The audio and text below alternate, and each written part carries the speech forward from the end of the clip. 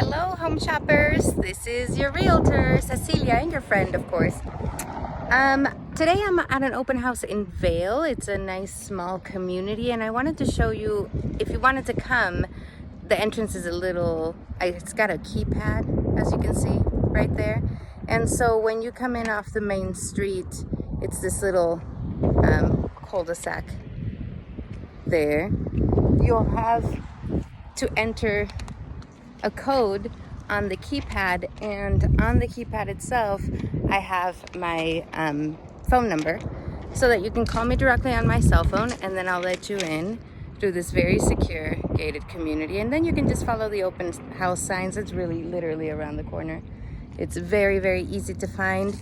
And what we're talking about is a home. It's a single family home that has a pool that is a 3-bedroom, 2-bath, 2,000 square feet, 2,083, I want to say. It was built in 2006. It's in really good shape. Nice, great kitchen.